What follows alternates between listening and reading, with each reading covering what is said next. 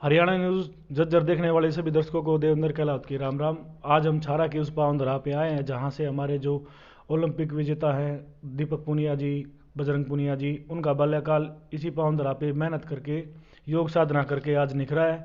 आज हम आए हैं छारा की इस पावन धरा पर लाला दीवान चंद आधुनिक कुश्ती एवं योग केंद्र गांव छारा, और इनके जो संचालक हैं, संस्थापक हैं, वो आर्य वीरेंद्र जी गांव छारा से।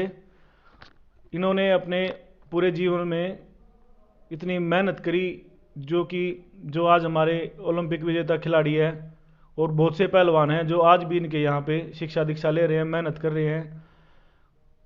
आप सभी जानते हो जो हमारी हरियाणा की संस्कृति है, भारतवर्ष की जो संस्कृति है, वो गुरुकुल और अखाड़ों से होती हुई शीर्ष पर जाती है। अनेक ऐसे खिलाड़ी हुए हैं जो योग शिक्षा लेके इनसे कुश्ती जगत में आज सितारे हैं। नमस्ते जी।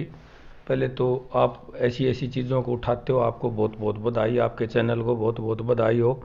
जो बिल्कुल ग्राउंड में आके इन बातों को पूछते हो, करते हो, क्या क्या समस्याएं आती हैं, कितना मेहनत करनी पड़ती है, तो आपका बहुत बहुत धन्यवाद सर। ये हमारा सौभाग्य है जो आपने हमें अपना कीमती समय दिया।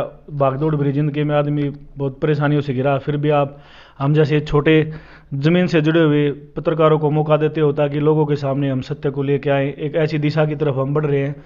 आप सभी जानते हो अपने पूरे भारतवर्ष में जो युवा पीढ़ी है नशे की तरफ पथ भ्रष्ट हो चुकी है, लेकिन कुछ ऐसे दीपक की तरह जलते हुए चिराग हैं, ऐसे प्रेरणा स्रोत है जो आर्य वीरेंद्र जी के जैसे एक नई दिशा की तरफ युवाओं को ले जाते हैं और उनको जीवन को सफल करने में उनका पथ उनको प्रश्न करते हैं।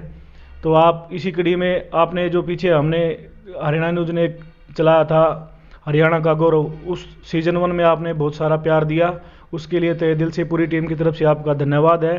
हरियाणा गौरव की सीरीज 2 जो हमने अभी ये अभियान शुरू किया है, इसमें हम कुछ ज्वलंत मुद्दों पर गुरुजी से बात करेंगे।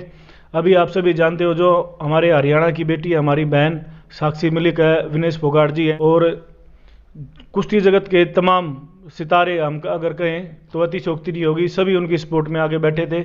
क्योंकि जब एक हमारे हरियाणा की बेटी है, हमारे हरियाणा की बहन जब एक देश विदेश में जाके जब अपना परचम लहराती है, हमारी हरियाणवी संस्कृति का परचम लहराती है और देश की शान बढ़ती है, तो हम जैसे भाइयों का, हमारे माँ बाप का, हमारे बुजुर्गों का सीना चौड़ा हो जाता है।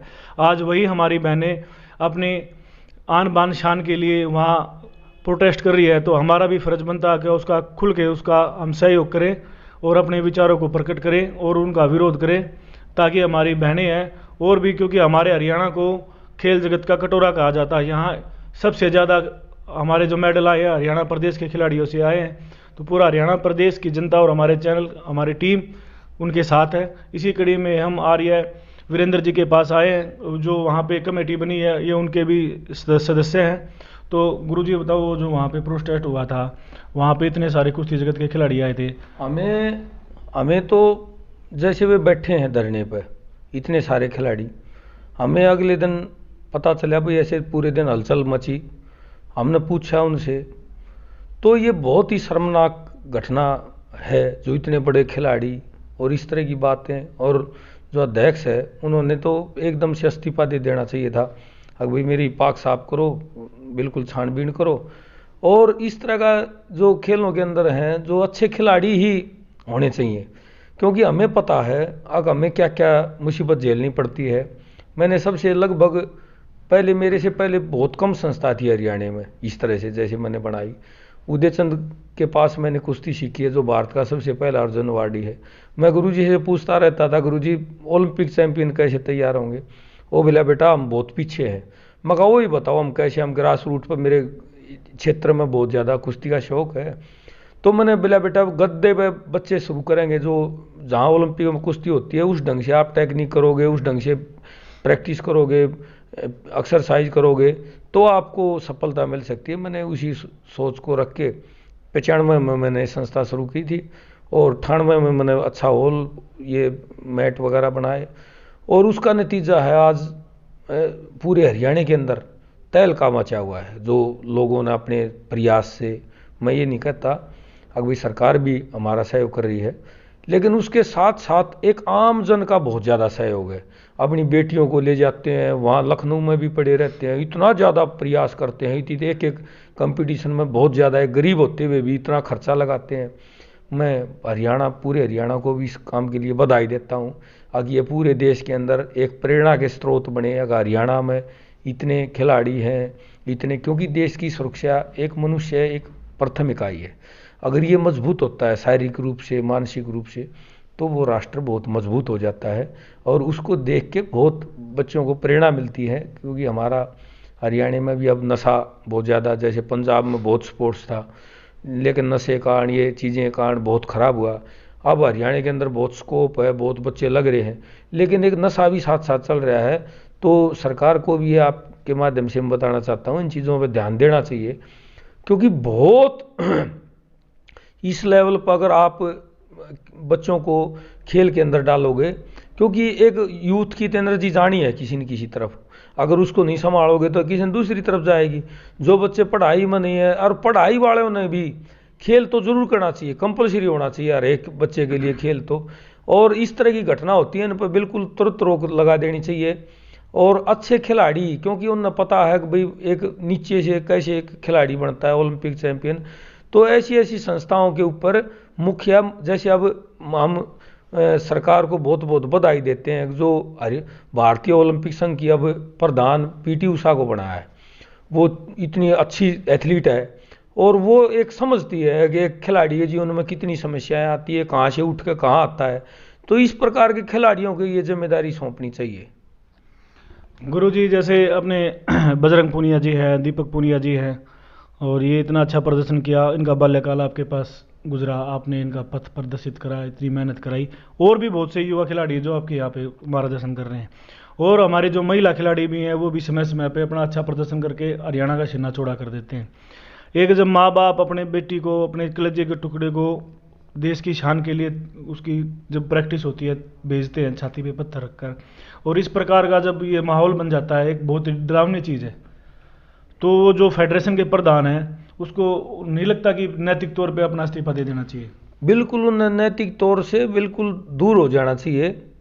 अब भाई आप जब ऐसी बात है तो मैं नहीं, कोई न कोई कुछ न कुछ, जैसे वो अपनी लग रहा है, क्योंकि बहुत पावरफुल है, 6 बार का एमपी है, उसके ऊपर काफ़ी केस भी हैं, और एक एक आदमी की तो हिम्मत भी नहीं होती कभी उसके सामने कोई आता, और शायद अगर पता चल जाता तो शायद धरने पर भी नहीं पहुंचने देता। तो ये इतने सारे खिलाड़ी पूरे, और मैं तो आपके माध्यम से कहना चाहता हूँ, बहुत अंदरूनी चीज़ें होती हैं, सीआईडी होती है, आप पूरे देश के अंदर सीआईडी से पता करा लो, और बहुत एजेंसियाँ होती हैं जिससे, वहाँ भी लखनऊ में भी एजेंसी रही है, उनके भी वहाँ बॉडीगार्ड भी रहे हैं, सिक्योरिटी भी रही है। तो आप एक जो सच्चाई की घटनाएं उनसे पता चल सकती है बहुत अच्छी तरीके से।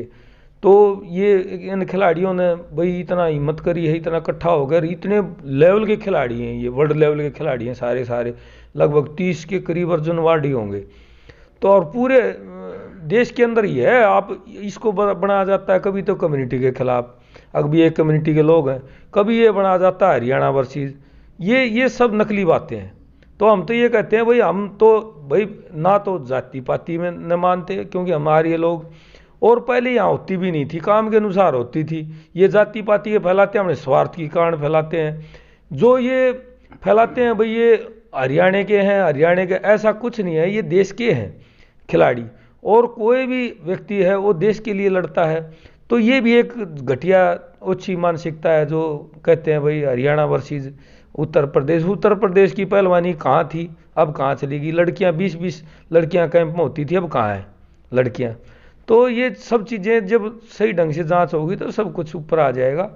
और कई चीज़ें जैसे भाई कंपटीशन, हम उसकी भी उसको भी जो ठीक काम किए हैं उनके लिए भी बधाई देते हैं। आगे इतने कंपटीशन हुए हैं उनके, लेकिन कुछ खिलाड़ियों ने आरोप लगाए हैं भाई इनको जिस तरह निचले लेवल पर बहुत ज़्यादा ज़रूरत होती है इक्विपमेंट की, उसको सहायता की, तो वहाँ वो कहाँ से। और ऊपर भी ये लगे हैं आरोप भाई जैसे कंपनियों से डायरेक्ट पैसा आता था खिलाड़ियों के पास, वो बंद कर दिया। तो इन सब चीज़ों के बिल्कुल गहराई से जांच होनी चाहिए, ताकि दूध का दूध, पानी का पानी। और एक निचले लेवल पर एक अच्छा ही खिलाड़ी समझता है कि निचले लेवल पर क्या क्या कठिनाई होती है, एक बच्चे कहाँ से आते हैं, मोटिवेट करते हैं, और इतनी ज़्यादा मेहनत करनी पड़ती है, 3-3 घंटे दोनों टाइम। ये तो मैं पूरे जो लोग इस काम में लगे हुए हैं, एक संस्था को चलाने के लिए एक सरकार को करोड़ों रुपए लगाने पड़ते हैं, और यहाँ अपने खर्चे से, अपनी ज़मीन में लोग अपने प्रयास से कितनी मेहनत करें, उनको तनख्वाह नहीं, कुछ नहीं। ये तो हरियाणा वालों को भाई इस चीज़ के लिए बधाई रही है, देश के लिए प्रेरणा स्रोत हैं। इनको देख के अब उत्तर प्रदेश में भी कुछ एकेडमी खुली है, और भी मध्य प्रदेश में भी ये प्रेरणा है, यहीं से पूरे देश के अंदर ये हवा चलेगी। तो मैं तो ये कहता हूँ मेरे घर घर में हनुमान और भीम जैसे पैदा हों, ताकि हम चाइना जैसे न कभी हमारे सामने आँख उठाओ तो हम गोड्या तले घेर के कर दें काम उसका। तो हम तो ये चाहते हैं मेरे घर घर में एक स्वस्थ भाई जो एक खिलाड़ी होता है, जो ताकतवर होता है, और रोजगार भी इनको मिलना ही चाहिए, क्योंकि एक काम तो देते हैं। अगर जिसको काम दिया जाता है तो जब सबको युवाओं को रोजगार मिलेगा तो वो राष्ट्र भी आगे बढ़ेगा। काम की टेक्निक तो होनी चाहिए भाई, इनको सबको काम भी मिलना चाहिए खिलाड़ियों को, और इनको जब जैसे नए नए बच्चों को उनको अवसर देने चाहिए नए नए। जब जितना ज़्यादा बड़ा डाटा होगा उससे उतने ज़्यादा अच्छे खिलाड़ी आएंगे। गुरुजी, आप कुश्ती जगत से जुड़े हुए हो, अपने समय में आप अच्छे रेसलर थे, और जो हमारे बहुत से खिलाड़ी हैं जो आपसे शिक्षा लेके आज चमक रहे हैं, देश का नाम रोशन कर रहे हैं। आपने कुश्ती की, आपके माध्यम से जो नए खिलाड़ी तैयार हो रहे हैं, कुश्ती जगत में चमक रहे हैं, और भी आने वाले जो खिलाड़ी हैं आपसे बहुत उम्मीदें लेकर रखते हैं। तो आप जब आपकी शुरुआत थी और आज आप एक प्रेरणा स्रोत हो, आप एक दीपक की तरह जल के लोगों को प्रकाश देते हो, उनका मार्गदर्शन करते हो, उनको ट्रेनिंग देते हो, कैसा महसूस करते हो? बहुत अच्छा महसूस करता हूँ। लगे थे जब भी ये सोच कर नहीं लगे थे पता न आपको क्या मिलेगा। हम तो ये राष्ट्र की सेवा कह लो या परमात्मा की व्यवस्था, जैसे हम ये सुना है हमने, तो जैसा कर्म करोगे वैसा ही फल मिलेगा। एक हाथ में कर्म है वैसा फल दूसरे हाथ में फल है, तो जो जैसा करेगा उसका तो परिणाम तो मिलेगा ज़रूर। तो ये सोच के हम एक हमारे संस्कार भी बनते हैं। एक जब जैसे जो कितने हमारे जो स्वतंत्रता सेनानी थे, ये देशभक्त थे, वीर क्रांतिकारी थे, राम प्रसाद बिस्मिल, भगत सिंह, राजगुरु, सुखदेव, लाला लाजपत राय, ऐसे ऐसे व्यक्तियों ने देश को आज़ाद किया है। तो हमारा भी कर्तव्य बनता है इस राष्ट्र के लिए। हम भी कुछ पैदा हुए हैं, यहाँ से 100 साल में तो दूसरी दुनिया आ जाएगी, दुनिया तो ऐसे ही चलेगी ये। लेकिन हमारे कर्तव्य जो कर्म हैं ये हमारे साथ जाएंगे, ये हमारे मन में पक्का है। परमात्मा हमारे को जो हम कर्म कर रहे हैं उसका फल मिलेगा। हम परमात्मा की व्यवस्था मान के ये इस काम को कर रहे हैं राष्ट्र के लिए। हम जब इस राष्ट्र का हम खाते हैं, इस राष्ट्र का पीते हैं, इस राष्ट्र पर हम हर चीज़, इस भूमि से हम हर उपकार लेते हैं, और अगर इसके लिए हम कुछ काम ना करें तो हम कृतघ्नी व्यक्ति हैं, पापी व्यक्ति होते हैं। तो हम तो इस राष्ट्र के लिए इसमें पैदा हुए, इससे हमारे पले बढ़े, तो इस राष्ट्र को हम आर्यवर्त जो हमारा पुराना अखंड भारत था, हम उसका लक्ष्य लेकर चले हुए हैं। हम उसको बनाना है, हम अखंड भारत का निर्माण करना है, ये हमारा लक्ष्य है। गुरुजी, आप राष्ट्रवादी विचारधारा के आदमी हो, अच्छे गौ सेवक भी हो। जो हमारे सनातन धर्म की धुरी है, गौ माता के ऊपर टिकी हुई है, हमारे सभी देवताओं का वास उसमें बताया जाता है।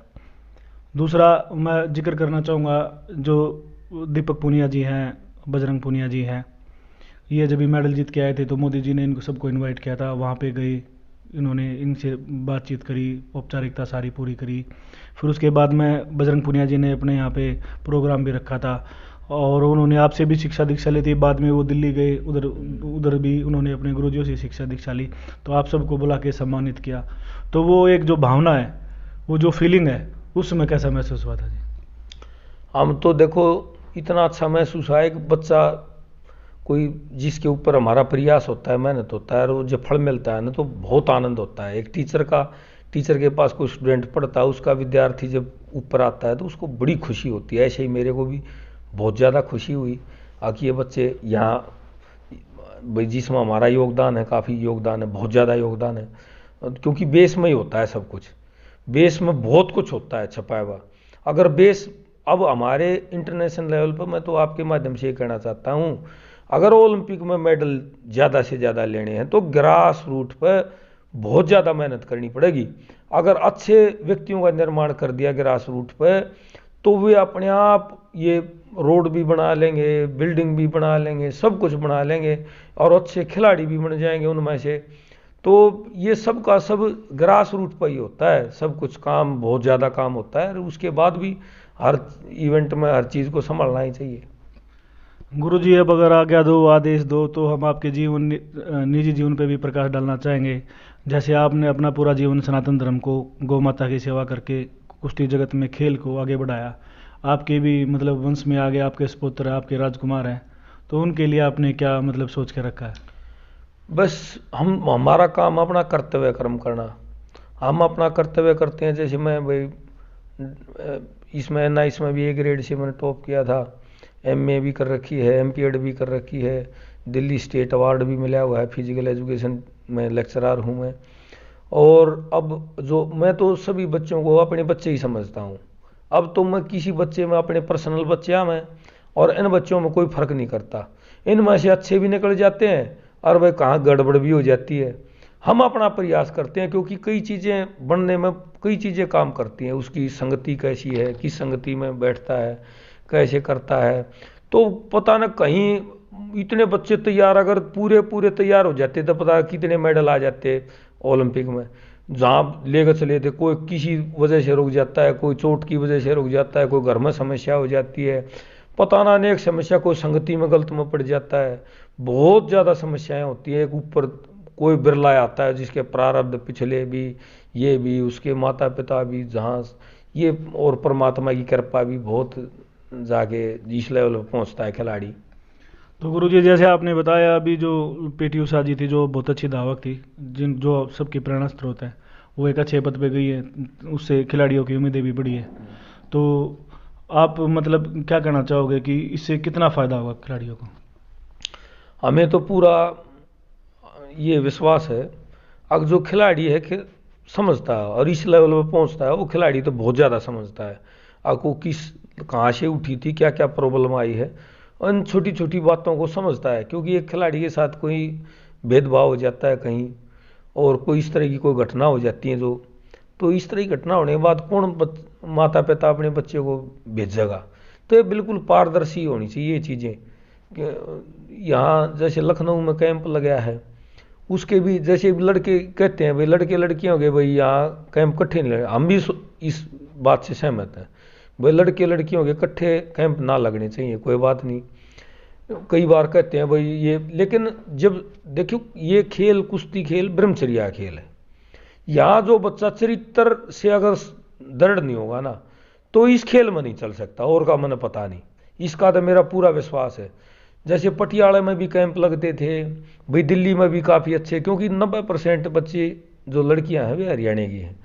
तो ये माता पिता 10-10 हज़ार रुपये में वहाँ किराए पर कमरा ले गए, और सब का भी थोड़ा है जो माता पिता उधर अपने काम न छोड़ गए, इनकी पहले में तो मजदूरी करके तो न खिलावें और फिर उड़े जावें, तो सबके बस की विद्या नहीं है। अब वहाँ सारे के सारा उड़ रहे, तो ये काफ़ी चीज़ें हैं, ये हर विचार करना चाहिए।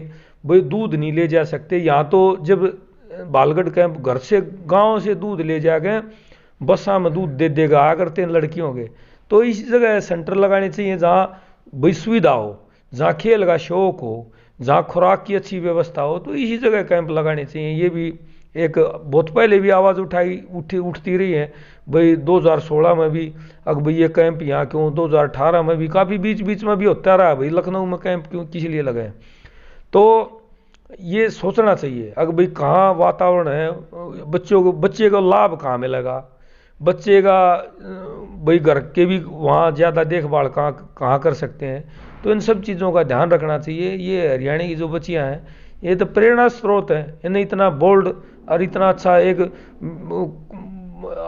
एक आत्मविश्वास आया है लड़कियों के अंदर इनको देख के, तो ये बड़ी बधाई की पात्र हैं। और इनके साथ कोई ऐसी इस ढंग की घटना, एक इतना ऊंचे दर्जे खिलाड़ी, इतने खिलाड़ी इकट्ठे हो गए, ऐसी बात कहते हैं, तो उन्हें बिल्कुल गहराई से सोचना चाहिए।